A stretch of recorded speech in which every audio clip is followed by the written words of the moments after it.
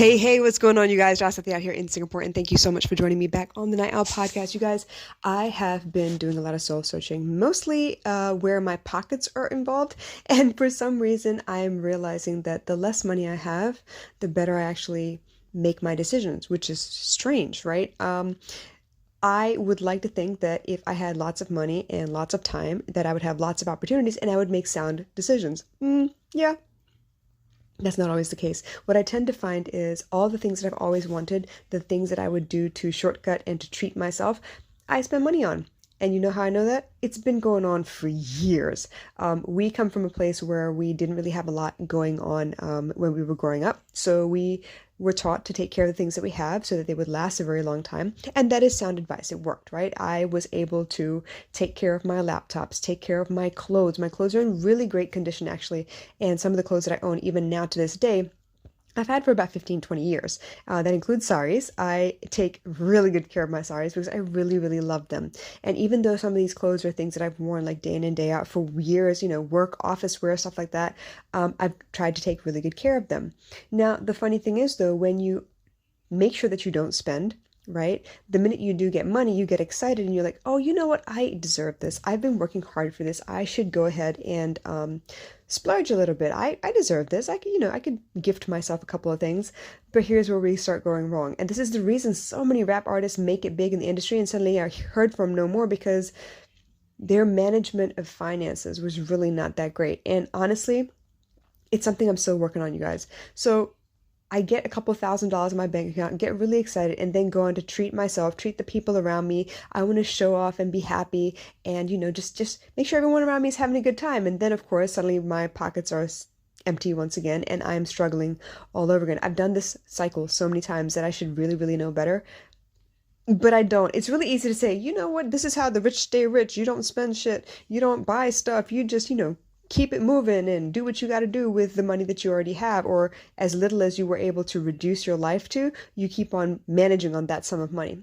Yeah, that's not the case because we get excited, right? We get excited about the money that's in our hands. So I was sitting down the other day and thinking about, you know what? When I had a regular paycheck, 4 grand a month, right? I still lived paycheck to paycheck. Right now, I am in the midst of fluctuating finances because COVID has kind of thrown my entire system into upheaval a little bit, and I'm trying to really set the record straight all over again. But here, I'm realizing that as much as I can do with a little bit amount of money, I wish I was smarter when I do have the money, because at some point I'm going to have the money and I'm going to be working towards the next level of, income. But for some reason, I still keep falling down that slippery slope of, oh yeah, you deserve it. Treat yourself. All this time, 6, 7 months without spending any money on extras at all, no cutting corners, making sure you make all of your meals. You do not buy food from outside because you pay for the convenience and really do pay through the nose.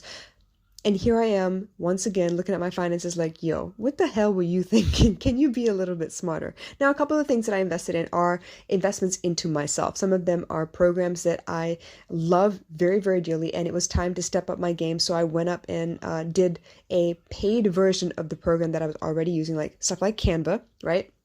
And then I increased the amount of storage that I have on my Libsyn account because I'm getting ready to post like a lot more content because I'm a little bit behind on this March to 1,000 episodes. So things like that I did, invest in myself, and all of that is in USD, not SGD. The other thing is I went ahead and I paid for another class, a training course with Master and Kit, because this is something I really, really want, and I know it will stay with me forever if I sit down and do the work. So I've committed myself to this program. I've made sure that I've put the money aside, and yes, again, it's in USD, not SGD, so there's a little bit of an inflation there, and then a couple of things that I bought on the side. So I feel good about the purchases, but right now I don't feel so good about the linings in my pockets, right? So here I am looking again. What did I do? Where did I go wrong? How did I blow through that amount of money so fast? And the honest answer is, I was too busy worried about the people around me and how comfortable their lives are. And because I've been being very, very frugal, I have not allowed them to buy anything or do anything or enjoy life as much as I would have if I had the money. And so I splurged there as well. And as loving a sentiment as that is, I need to look towards the future. This is not a sprint. This is a marathon, and I need to be better about my finances. Now, I do also have Ken Honda's book, Happy Money. I think that's the name of his book. But Ken Honda is one of Mind Valley's foremost experts on money and money mindset and the art of attracting money because let's face it, I need some help in that area. So I need to go back and read some of those books. I need to go back and apply some of those theories. But in the meantime, this is what I've noticed. I'm not smart with money. As much as I would like to feed the whole world and make sure everyone around me is comfortable, I also need to look at the long game, which means right now I may have $3,000. In a week or so, will I still have the 3 grand is the question. And as many times as we go out to eat and buy McDonald's and have things shipped in or delivered to us, not the smartest use of my money because I know that I can make cupcakes for a fraction of the cost rather than order them and have them delivered to me and pay twice because one is for the food and one is for the delivery. So there are little things like this that I'm really, really paying attention to now. I also know that, yeah, I can make $1 out of 15 cents. I need a couple of dollars for supplies and the rest is, I go gangbusters on arts and crafts.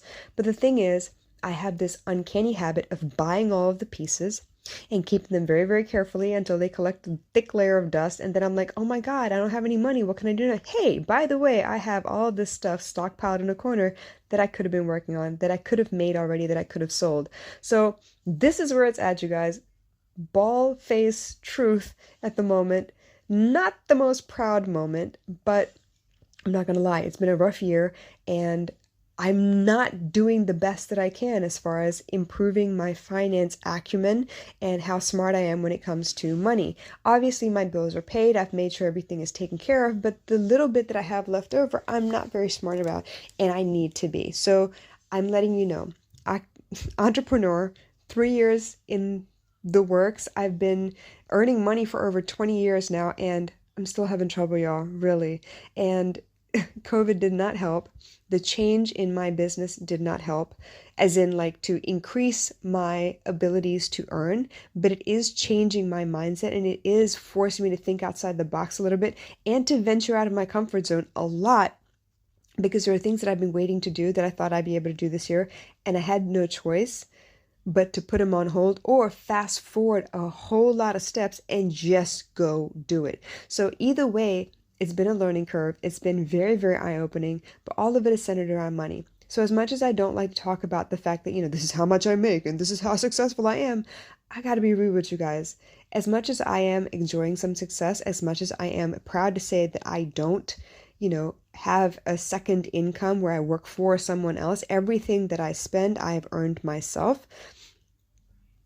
I could earn more and I could definitely save way more than that. So I gotta be smart. I gotta be ready, to up my game on that note as well. And this is what entrepreneurship is all about. When you become an entrepreneur, you really have to adult.